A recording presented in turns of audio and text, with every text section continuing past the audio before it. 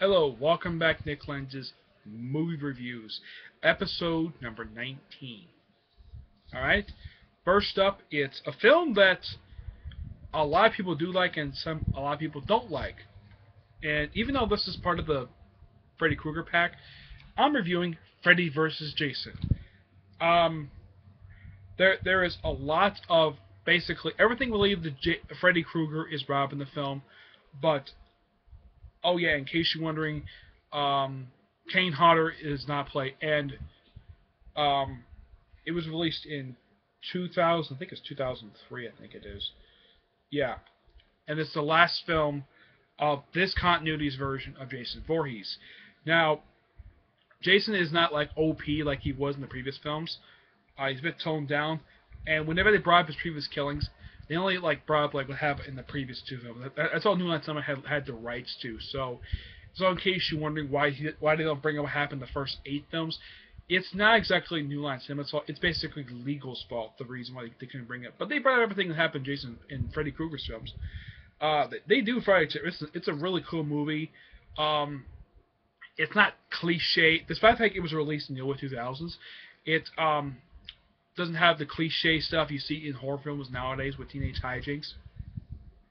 It's better than that, okay? And I'm part of those people who say that this film is awesome, and it is. It's a really fun movie. You do see these two fight, and they fight several times in the film. They fight in Freddy's World. They fight Crystal Lake. I know the ending does kind of think, oh, it's a tie. I'm not exactly spoiled the ending of this film, despite the fact the film came out like 12 years ago. But it's a really fun movie to watch, like a few other films, and it's the last of this continuity's version of Jason Voorhees because he gets rebooted in the very next time he's seen. All right, and I give Freddy vs. Jason a 9.5 out of 10. It's a fun movie to watch. I will eventually get a chance to review 9 when it comes. Next up is the last Friday the 13th movie ever to be released. The remake. This is the killer cut version. Simply put, they took out all the supernatural stuff with him. The guy who plays him is Derek Mears. He's the one who plays Jason Voorhees in this film. He does a really good job playing Jason Voorhees. I saw this film when I was 20 years old. I saw it in theaters, and just by coincidence, it was released on Friday the 13th in 2009. Now, yeah, like I said, 2009. That means this film is exactly 6 years old, which makes it the most recent film ever to be released. Now, I know there's a remake coming, but I'm the one that could continue from this film. This film was good, despite the fact this is made by, I think Platinum Dunes is this one. Yeah, Platinum Dunes is the one who produced this film. Now, somebody thinking, Platinum Dunes, that's Michael Bay's horror company. Don't they put out bad remakes? This is a good one. It gets everything right. It pulls elements from these 4 films. It pulls elements from these 4 films. Heck, they even show the ending of the original film, except they change it. They change Betsy Palmer with Nina Visitor. But it's the same exact thing as the ending of the first film, except that apparently he witnessed it. And even though he's a bit different than he is traditionally depicted, and how he gets the hockey mask, he just finds in some attic instead of killing the guy for it, like he did in the third film. But this film is really good, and it's one of those horror remakes that does stay true to the source material. I've never heard anybody say this film was bad. Now, the remake for Nightmare on Elm Street, that one's bad. This one is not. And I'm not going to spoil what happens, how they defeat Jason in the film. You just have to see it to believe it, how they defeat Jason. Very interesting way, very original way how to defeat him. He does have the machete in the film. And the body count is very typical Jason Voorhees. Usually about 14, 16 people in the film.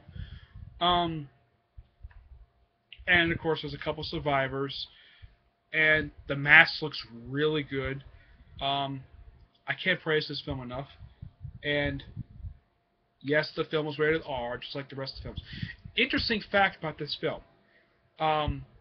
not only is this is actually the highest grossing of the Friday the 13th series, it's also the 18th highest grossing rated R film ever made. 18th highest. I don't remember the exact numbers. I might put in the description below exactly how much money this film made, but it made tons of money. It made more than even, almost as much as Freddy vs. Jason. But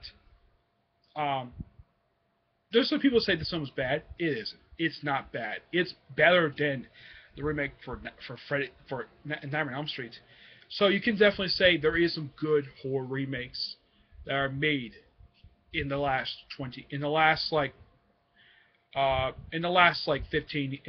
16 years.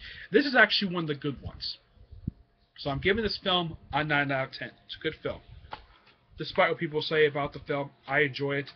And a lot of people do say it is really good. I haven't heard not much negative reception to the film, but it is a good film.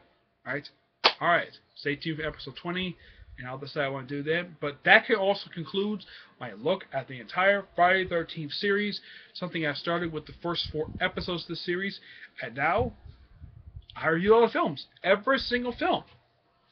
Yeah, every single film is done. Here's the first 4. 5, 6, 7, and 8. Jason Goes to Hell. Jason X. Freddy vs. Jason. And Friday the 13th. They've all been reviewed now on this show. What series am I going to do next? I'll think about it. Alright? Until then, see you all in episode 20, what I decide to do next. Okay? See you then. Bye.